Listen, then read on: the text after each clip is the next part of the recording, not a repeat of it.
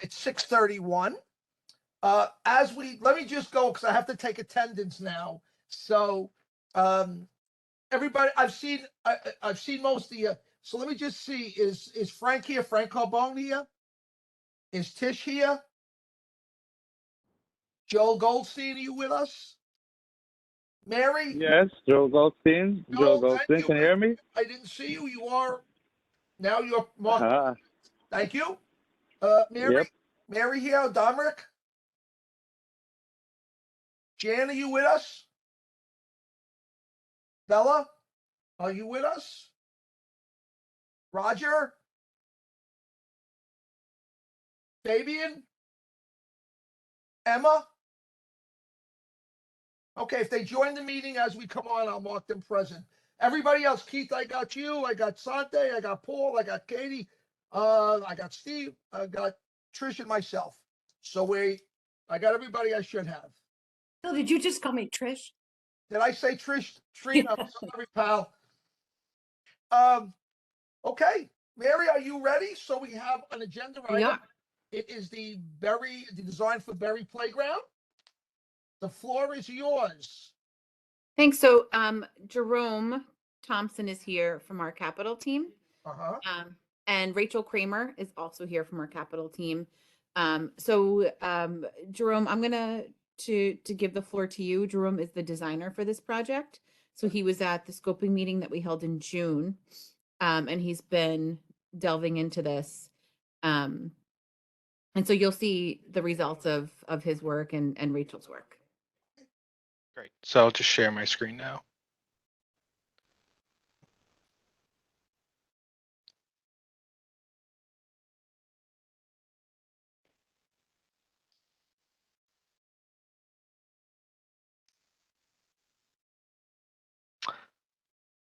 So good evening, everyone.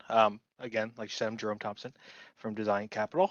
This is Berry Playground on the South Third between Berry and Bedford. Our budget is 3.5 million. It's 0.37 acres. Sure I have.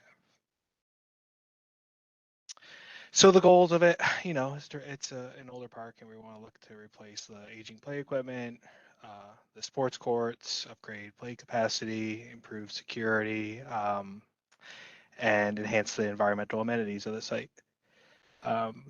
Here it is in plan view. See, here's the Williamsburg Bridge, just to, help site it. Again, it's surrounded by mostly residential, with the corridors of Bedford and Berry on either side. It has a Sheridan playground within walking distance, as well as the newly opened LaGuardia playground. This is a site analysis for it. We'll see some pictures after this showing the conditions, but there's some flooding, there's old equipment, there's cracked asphalt, and you could see just kind of the extensive canopy in the park, really special. Here again.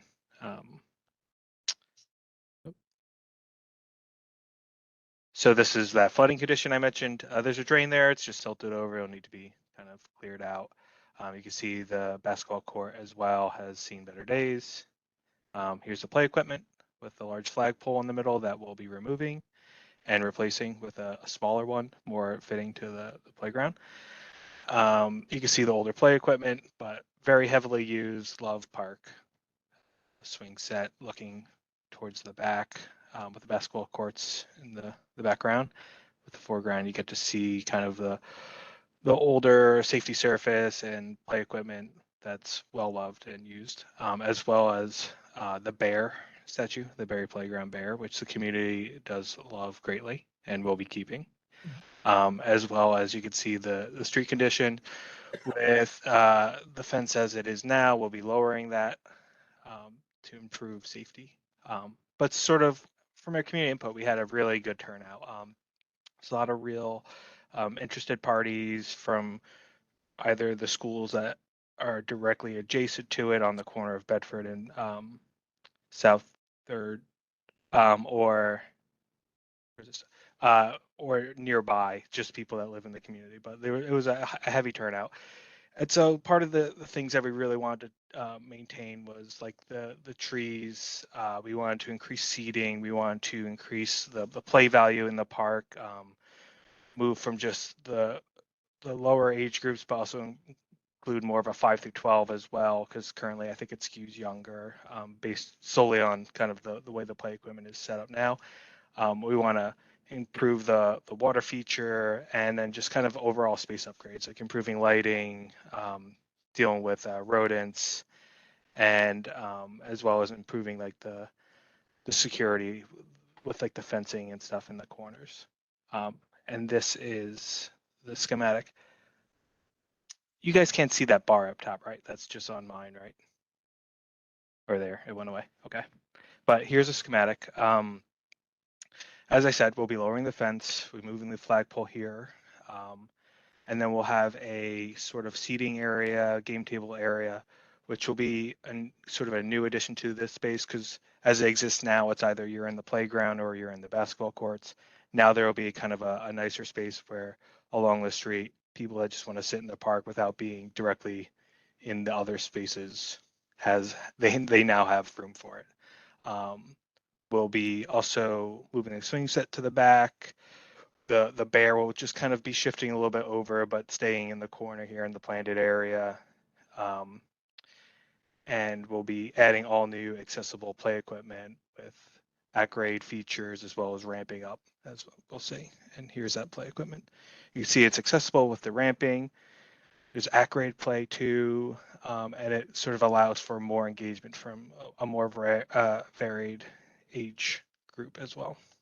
And then we have the 2 to 5 specific play, as well as these other features that allow for a less program but freer engagement. And this is the fencing diagram. There'll be the higher fence here behind the basketball court. And then along the playground area, we'll be using a sort of privacy fence, which we'll see in the materials list, but it'll provide better shielding from the neighboring residential area. This is some of the spray equipment. The community wanted sort of a sculptural element to it. So we'll have that in the main spray area, as well as a new high-low bottle filler. And that's the privacy fencing that I was mentioning. We'll have more security lighting, and then here's the pest-resistant rubbish bins to, hopefully deal with some of those issues that have been facing the park, and then some of the trees that we'll be putting into the park as well, and replacing tree pits that have lost their tree. And this is schematic. Thank you.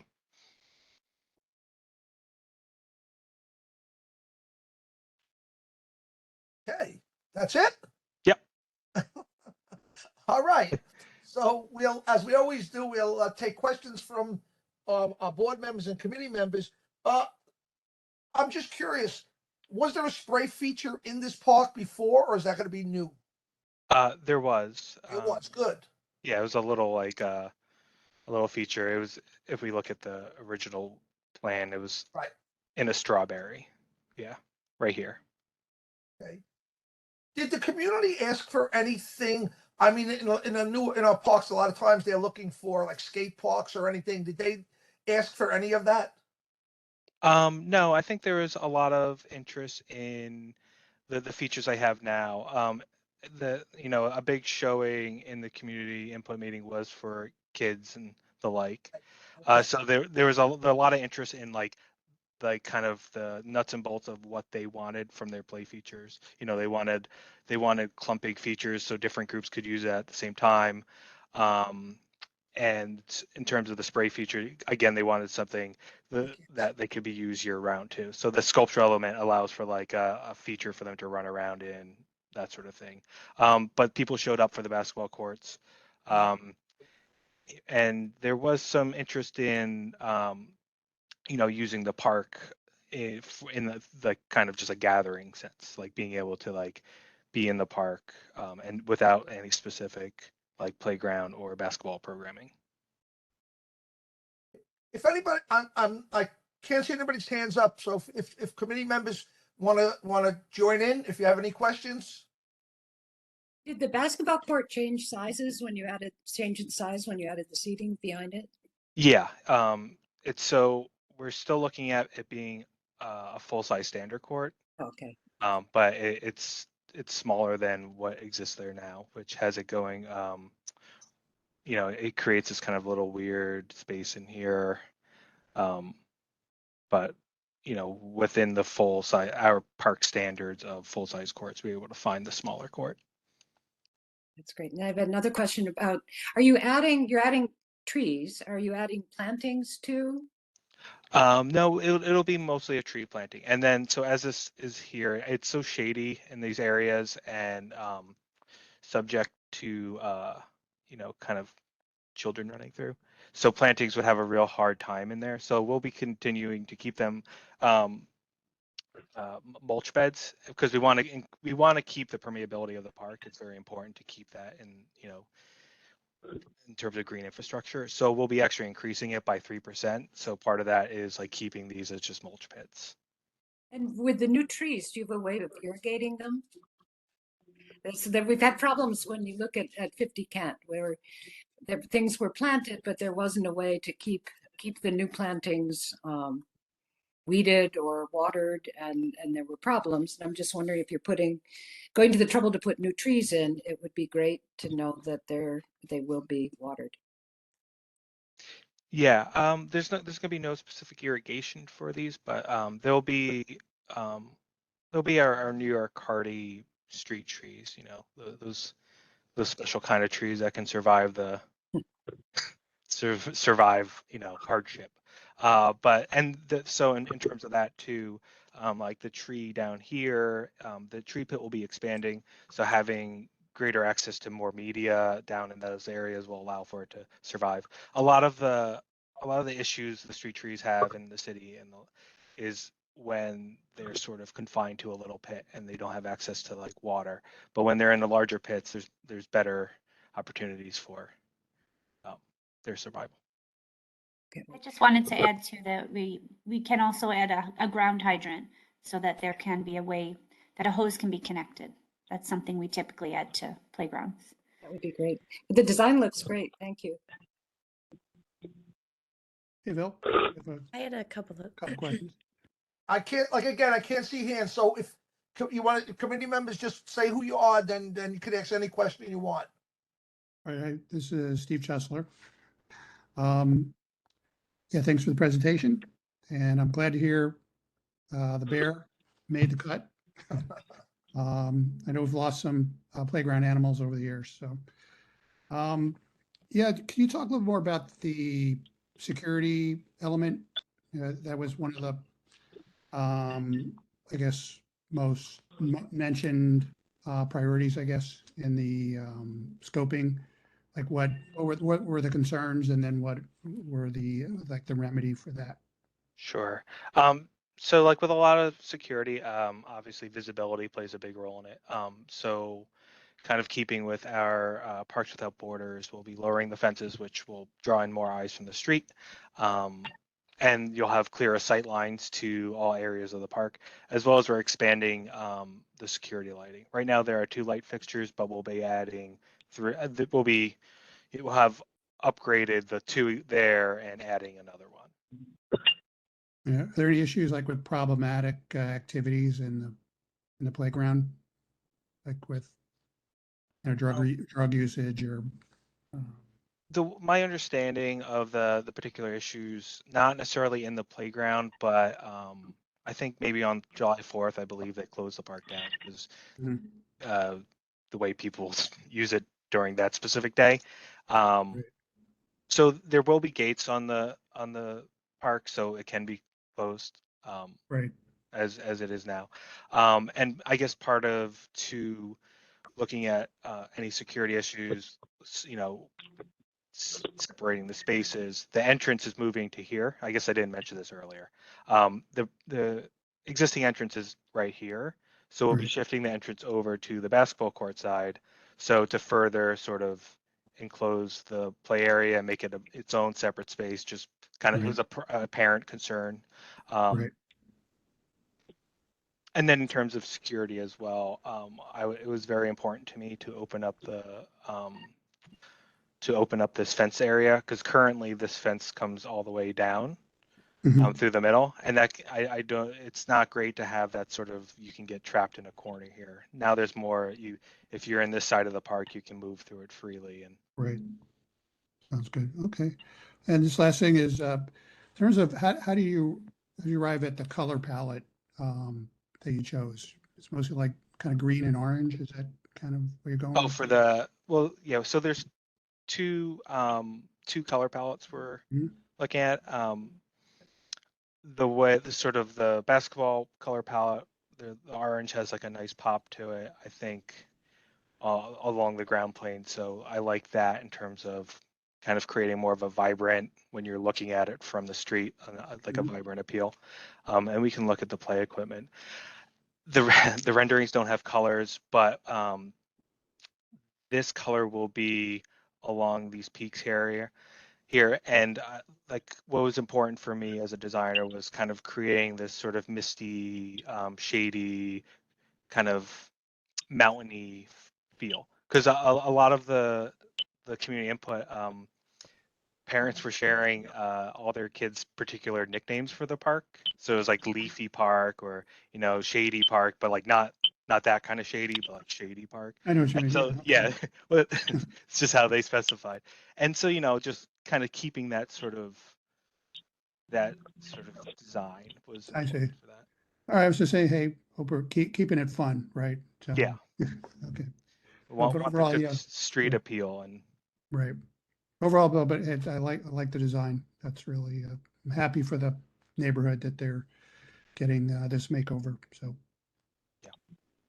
Mary Phil, could you give us a timeline, Mary? Yeah, so I mean, I think Jerome can speak to this as well, but Go we're ahead, looking Jerome. at, A so timeline. design is, yeah, so Jerome's working on the design now. After design, we have about a year for procurement and a year for construction. So Jerome, when do you think we'll move from design into procurement? I don't have my dates right in front of okay. me. So after, we can we tell can't you. enter into Oh, Yeah, it's thanks, Rachel. June, late June, we're looking to transmit. Okay. So after, we come to CB1, we also, we need to go to the full board, or Phil, you could present at the full board. And then after that, we do have to go to PDC, correct, Rachel? We're PDC for this one, Yeah. right? Just PDC. Yeah, so there's a bunch of approvals, and after those approvals, Jerome is tasked with drawing together all the contract documents that then get handed to whoever's bidding on this project during the procurement phase. So usually it's about 6 months for design, which is where we are now, of the actual like park design, and then 6 months of making sure we get approvals and putting together all the contract documents before we go to bid. And So, one more thing. Is the basketball court lighted? No. So Um, even now, if you wanted to play, if the weather was decent, you couldn't play after 4 or 5 o'clock like now in November or something, right? well, yeah. I mean, I guess it depends on your particular, like. It's not lit for It's night. not lit. Okay, that's Yeah. the question. It's more or less the question. It won't be dark because there is a street light here with some floodlights that wash over the park. Okay. So for the safe, if you had to walk through it, you're not walking into like a dark abyss. But Okay. yeah. Anybody else? yeah, I've had a couple questions, Jerome, ahead, on the Katie. design. Apologies if you mentioned it, but the game tables, what kind of game tables are they? Checkers. Just like Just the sort of yeah. square chess checkers. Cool. Yeah. The other question was about the basketball court. There was a lot of conversation during the scoping about like a multi-use active area or sporting area. Is that something that you were able to look at so that it could be used not just for basketball, but for other sports as well? In terms of like we're sort of confined to the way it's laid out now. Like this is the smallest we can make the court itself. In terms of the multi-use, we were able to kind of expand and make this area, like the game table area, more of like a passive area. But yeah, no, it was tough to fit in that multi, like a track or something. It was just That's not hard to for say it to that read. folks can't, yeah, it's not to say that folks can't use it for that. I mean, if someone Yeah. were to have a pickup soccer game on there, I don't think, if they bring their own nets, no one's going to stop them. It's not, no one's going to stop them from doing it. Yeah, there's a backstop fence here to like, so if there were like soccer in there, it would Pickleball? still. Yeah, just don't paint the lines. Bring your own chalk. And the hours of the park, or the playground, I imagine are staying the same. We're not changing the hours of the playground. So. What are they? Cool, thank you. So as a playground, it usually closes around 9. Vinny, correct me if I'm wrong. Opens at 6. I'll get the hours. Give me 1 second.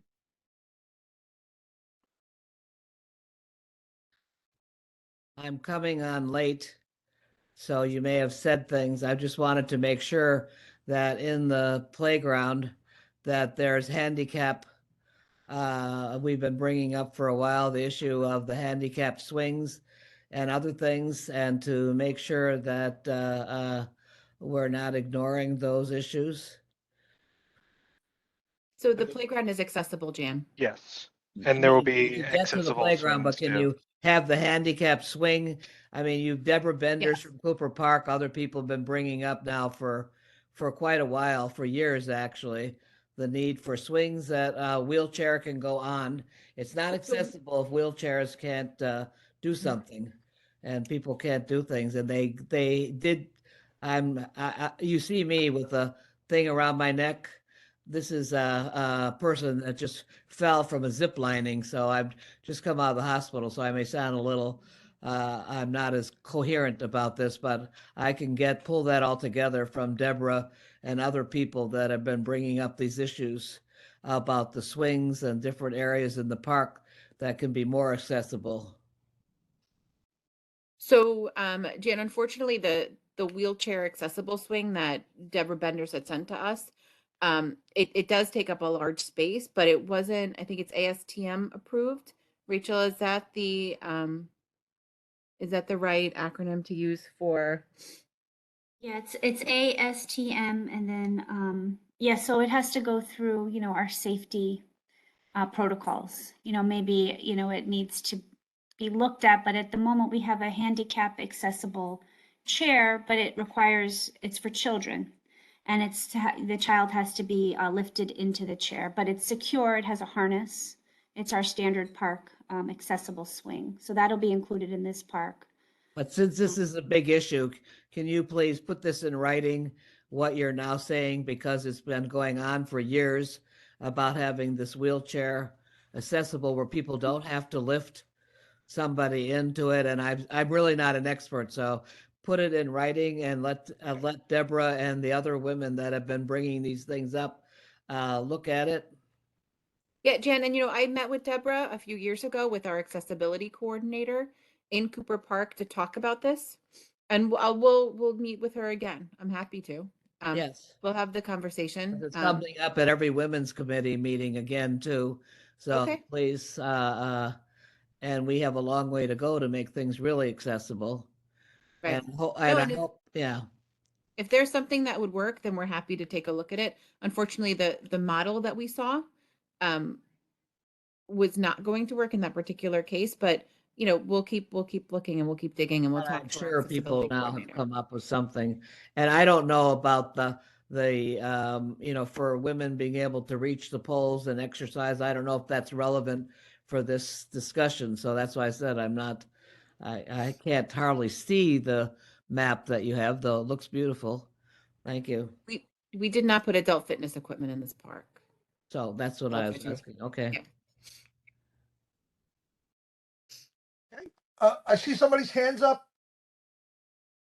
I think Vinny was going to give you an update on the hours of the park. It's gonna be Yeah, it's gonna be a so, thumbs up or a hands up. It's me. It's 6 a.m. to 9 p.m. Oh, 6 a.m. to 9 p.m. Yep. Very good. Okay. Any other questions? Because we seem to be pretty much in favor. We seem to like what we see. I've got one question. Did anyone from the school see the design, Mary or Jerome? We invited everybody who joined the scoping meeting to this meeting today to take a look at the design. Typically, we show it to the community board first. I don't know if anybody from the neighborhood or from the school is on, but we can, of course, reach out to them after this conversation. We'll take a look at our list of the folks who joined to see if they're around. Would one of my committee members like to make a motion to approve? We have a quorum, so we could take. But Phil, with the exception of this issue that we're still talking about with the wheelchair. Well, but I don't know if it applies here, Jan. That might be a separate issue to this park in this design, Jan. Well, we didn't make it that yet that I know of. So she Steve, said I that have- they were I have going a to look question. at it and they would talk to Deborah again. But if we don't start somewhere, it hasn't gotten anywhere yet. Phil Santamicheli, I have a question too. Oh, go ahead. No, I'm just wondering, I don't know exactly the portion of the neighborhood, but is there any parents organization that use the playground? Is any other community block association? But mostly from parents and children and family, they use their playground. I'm just curious if any of this group has been contacted, if we know how they envision the playground, is that if ever we went through them too. Of course, I'm a naturalist. I wish we had different, I understand the difficulty for our parks department. I wish we had, more naturalized playground, like a Prospect Park, for example. But, I understand the technicality, but I'm just wondering the family and the children. So Sunday, we did reach out to everyone that was at the scoping meeting. We had a very large turnout. And again, I'm not sure, there are some people with phone numbers here. I'm not sure if anyone showed up, but we can, of course, make a phone call to some people who, if you know of anyone you think are important, to take a look at this. Thank you, Mary. Truly, I don't know in that portion of the community. I would have known better Transmitter Park, and American Playground. I know some of the family. Of course, they change every few years, and the kids use less and less. Just wondering if you knew, and that could be great. I believe it would be great to have input from the families. That's all. Yeah, and of course, yeah, we reached out to everyone that was at the scoping meeting. And there were a lot of families at the scoping meeting. Yeah. So- I make a motion to approve Steve Chesler, and I would just may add to the motion that That we look at, encourage- I had something to the effect, Steve, that we will be looking at adding handicapped equipment to the play area. Is that sound about right, Stephen? Yeah, that was, along the same lines that That's good. Thank you, Phil. discussions continue with the community about Yes. enhancing handicap access to the playground and the swing area. Okay, that's what I'll put into the proposal. Okay, Thanks, Steve and Phil. so can I get a second on that? I'll second it, Phil. Trina. Trina, Steve and Trina, and all in favor? Yes. Aye. Any opposed? Any abstentions? And we had a quorum again, so we passed, and we'll present this at the January meeting. Thank you. Phil, this is William Vega. Can I say a Hello, couple of William. words? How are you, pal? We're doing wonderful. I just want to support Jan and Deborah. I spent a lot of time in Cooper Park, and there's 5 families that have children in wheelchairs, and it's a sad thing to see the child in a wheelchair not being able to play like their siblings.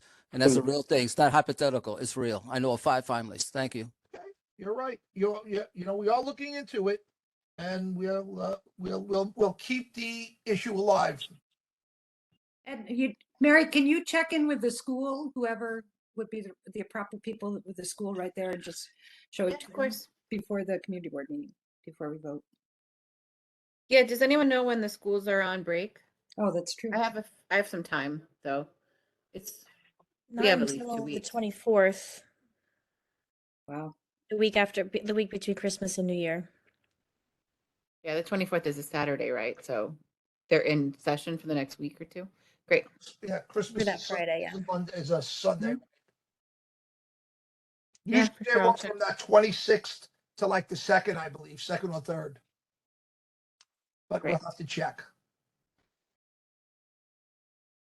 Do we have anything else? Anybody as under any type of new business we would like to bring up? Steve, So I'm sorry, we spoke about some artwork that I wanted to just show yes, please do. the board. So if I could, Jerome, I'm going to share my screen. Sure.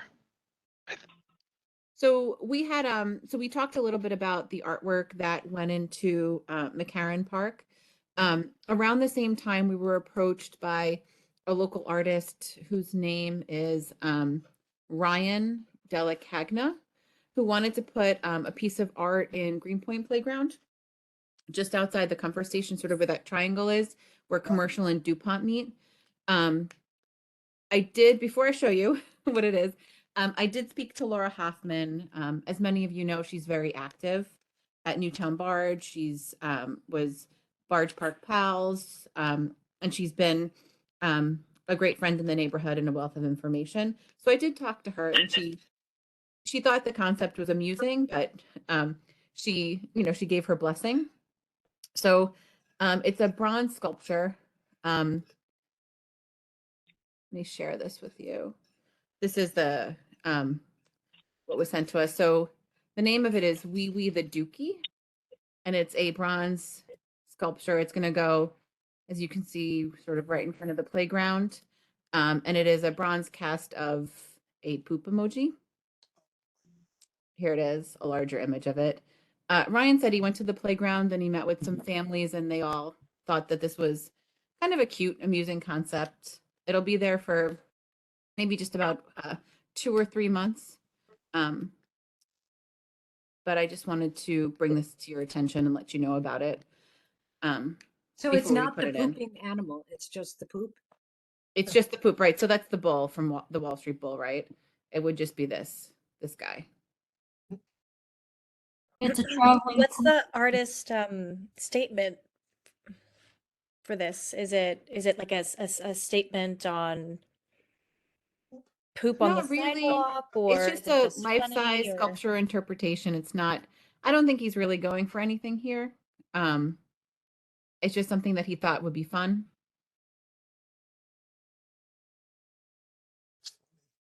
The weight is really substantial. 800 Yeah, pounds. so, it goes without saying, whatever, there's going to be insurance. He needs to restore the area. Should this, should this go in, it's, and be approved, so.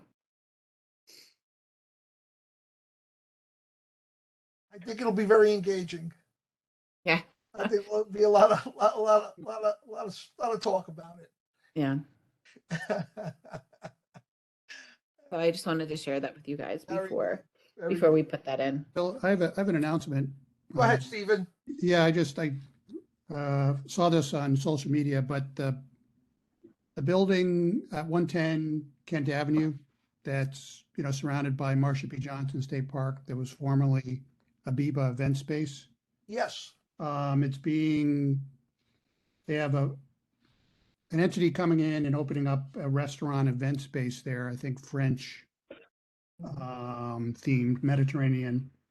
But they're having a community meeting about it on December 15th from 7 to 8:30 at 110 Kent Avenue.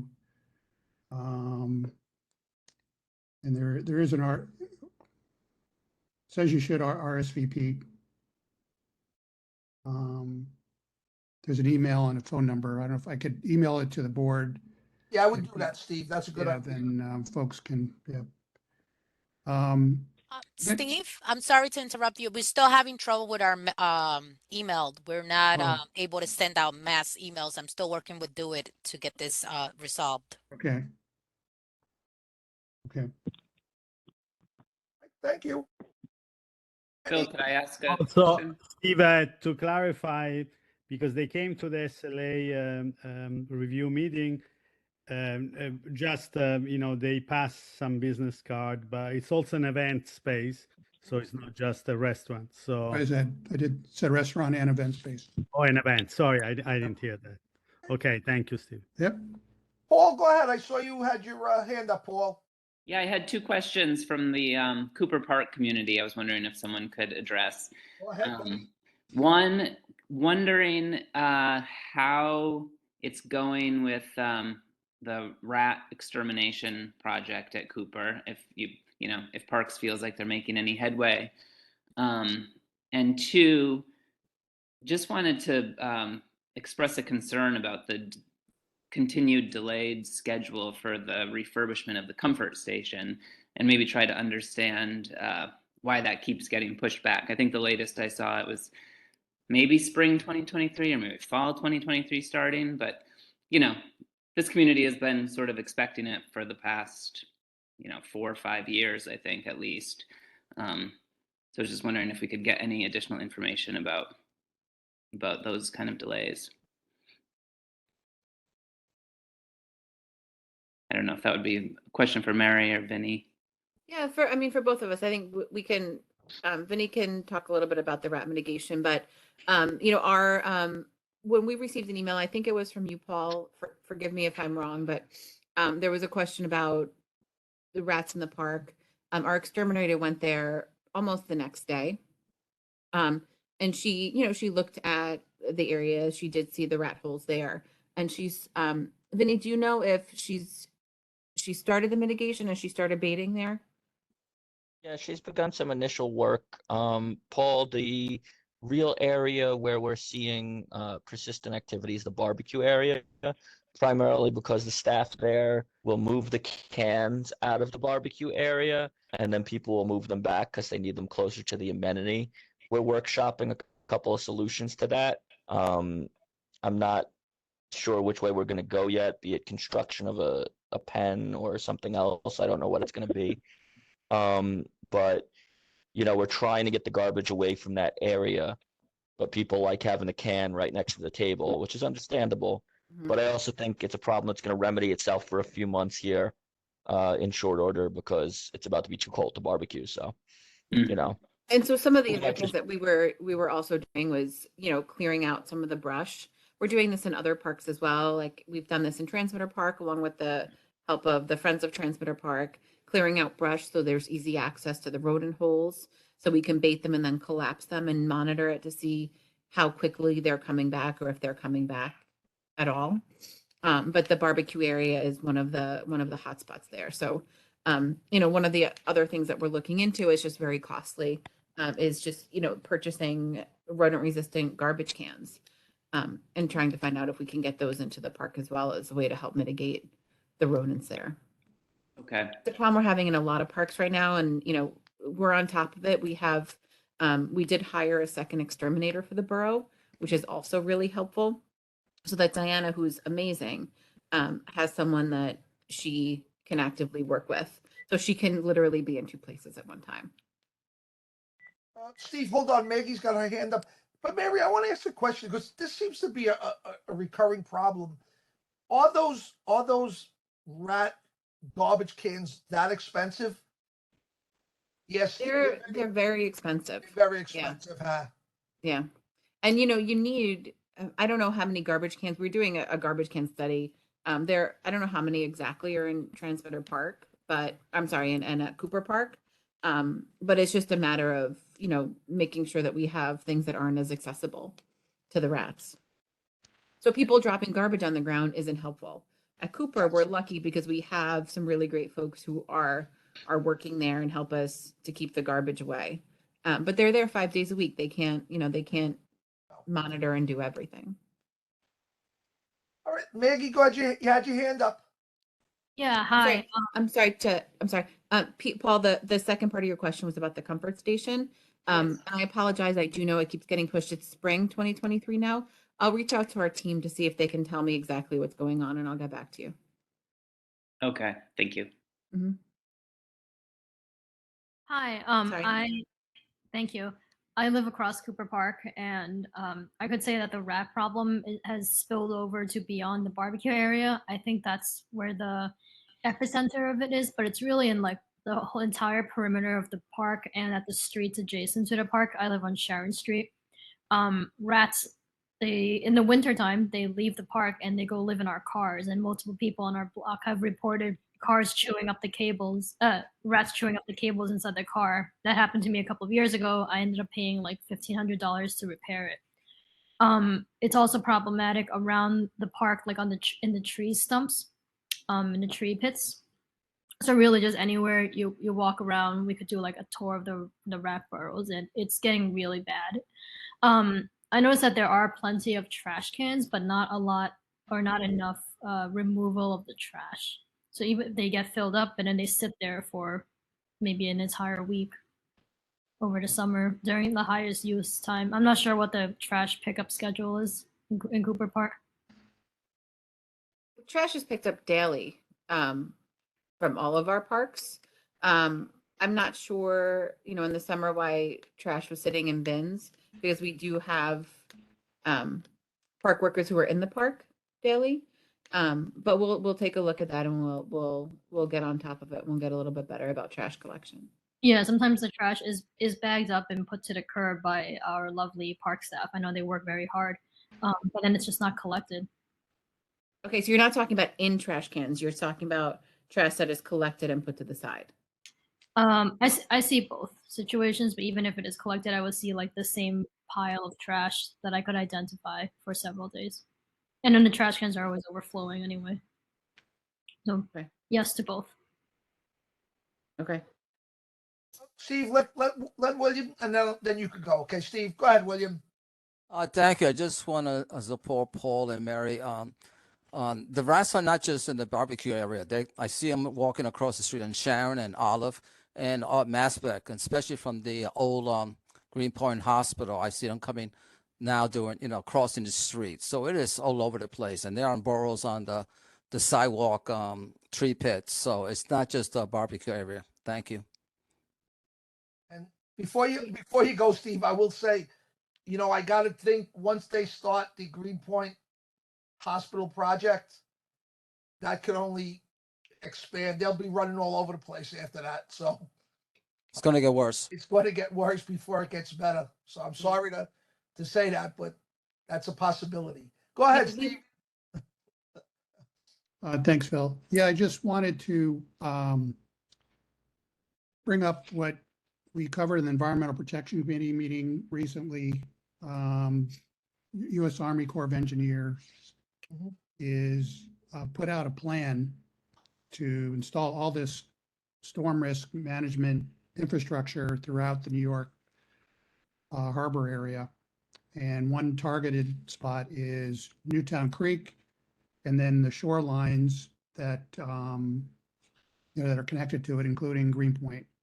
And they're proposing infrastructure from just a little ways inside Newtown Creek, curving around down the East River all the way to Kent Street, and includes putting some sort of levee or flood wall across Newtown Barge Park and Transmitter Park. So we just found out the comment period has been extended 2 months to March 7th, which is great. But I just, Mary, I just wanted to bring it up with, I think you attended that meeting, but I was at the meeting. Yeah, just, concerned about the drastic vision they have. So, very sketchy on details for those two parks.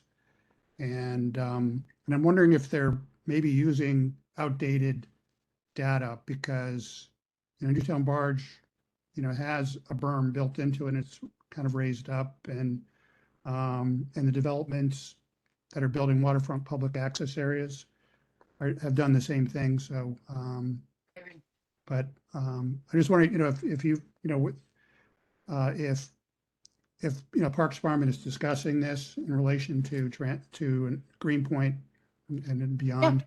Yeah. Yeah, so we're very interested in the study. I mean, there is data that's being used that, might be a little outdated, Mhm. just in terms of the waterfront space. There's a lot of data to sort of read through. The mayor's office is compiling the information. So it's the mayor's office of climate and environmental justice. It's Climate Environmental Justice. MOCEJ. Yeah. Right. So they're compiling the data for the city. So, I relayed concerns that I heard from the community at your meeting, at the environmental protection meeting, to the team at Parks that's compiling a lot of this data. And as you said, there's a lot to read through, a lot of information there. And so, so the mayor's office will be relaying that back to the Army Corps. Okay. But that's good to hear, because Yeah. it's pretty drastic what they put on the table, including the 17-foot wall, along the shoreline, where Yeah. these waterfront public access areas are being developed. And I mean, this could be something that's decades away too. And I That's think, right. Steve, you mentioned it at the community board. You said it could be something that we don't feel the effects of, but that's our right. children or our grandchildren feel the effects of. And so we won't know that. There's so many approvals to go through. I mean, this is such a complex project, but we are concerned that there could be some impact on a park. So we're definitely, getting our comments together, working with the mayor's office and relaying them to the Army Corps. Great. Thank you. And Steve, your push to have it extended was successful for the comments, right? So it was originally due in early Feb, and now it's not due until March. We're chatting with NCA and Hunters Point about a responsive letter. So Mary, I'd be really curious to hear your thoughts as well. So maybe sometime, hopefully between now and March, we'll have something articulated. Yeah, maybe like a town hall might be in order, just to make people aware and get all these organizations together. It'd be nice to be doing things in tandem to. Yeah. I can say that the Army Corps so they're holding some Manhattan meetings. I did hear that they may be looking into having meetings in other boroughs. So there could be something coming up for Brooklyn, just so you're aware. Yeah, I think it's at, what's it called? The Maritime Bowling Green, One Bowling Green. Yeah. Yeah. Yeah, and on December 15th, I think it was sent, the board received a notice about that. But yeah, I do remember seeing that one. But there could be others as well. Yeah, the communication is problematic because I feel like they should be aggressively reaching out to the community boards that are going to be directly affected by this. And it's just I happened to attend a Newtown Creek CAG meeting, and that's how I found out about it. And so I was able to bring it to the board, but I'm wearing like in Hunters Point South, and that community board up there, they, if they've been notified or are they involved, so. Anything else we want to talk about, or are we pretty good right now? Phil, I just one old business. William. As some of you know, I pick up syringes at Cooper's Park, and it's approaching 1,000. At the end of this month, I'm no longer picking up.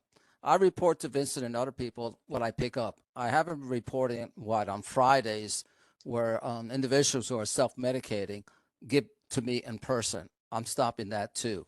So it would be lovely if we had that syringe sharp container installed in the bathroom, because I've been doing this for over 3 years and I just have to stop. It's not good for my mental health. So I'm just letting you know. And again, if they are trained, they give it to me because they see me and they trust me. So it would be lovely to be able to make that transition so they could deposit it in this container and the comfort station. But it keeps on pushing back and back and back. I know the cold weather's here. Again, once they start on doing the work at the old Greenpoint Hospital and they put those, install those sheds and that lighting and security, they're going to come back to the park. So again, I'm just letting you know, I'm stopping, I'm picking up syringes or collecting syringes at the end of this month. That's it for me. Thank you. Is that something the Parks Department would be willing to do? Is there a precedent for putting a syringe collector in? We typically need a partnership with some sort of nonprofit health organization, and I've been reaching out. Somebody at one meeting, I think it might have been, it wasn't William, maybe Kevin, said that they were going to send me the name of an organization that they knew operated in the area. I've also reached out to sanitation, so I'll reach out again to see if, you know, there's a partner organization. I would need to get approvals, but you know, I'll keep looking for this partner organization here. So Mary, if would Parks then install it and then this partner group would empty it and check on it? Is that how it works? I believe so, but again, it's unprecedented in District 1 park, so I haven't worked with this, you know, with this in this method yet, but it's something that we are looking into. I just need to, you know, identify a local nonprofit organization that we can work with, or someone, a health related organization. Mary, what's the eligibility of that kind of Katie, I don't organization? have all that information in front of me right now, but it can't be like it has to be. I mean, typically it's like a health related organization. Something to look into. Yeah. Okay. Well, thank you, everybody. Very nice meeting as always. We always have Parks always has a great meeting. So we thank you. Everyone enjoy your holiday. And we'll see you at the January meeting. Hopefully our next park meeting will be in person. Oh, man. Okay. Yes, I hope so, Steve. I love this. It's convenient, but I just like to be with people. Yeah. I wish Jan a speedy recovery. Yes, Jan, get well. Get well. Feel better. Wait, Jan, were you on a zip line yourself? You fell from a zip line? You have to tell us about this. What's how this story comes about? The neighborhood, who knows what we'll hear. Trying to show my granddaughter I could do it. Yep. Good night, everybody. Thank you. Good night. Bye-bye. Thanks, everyone. Thank Good night, you. all. Night.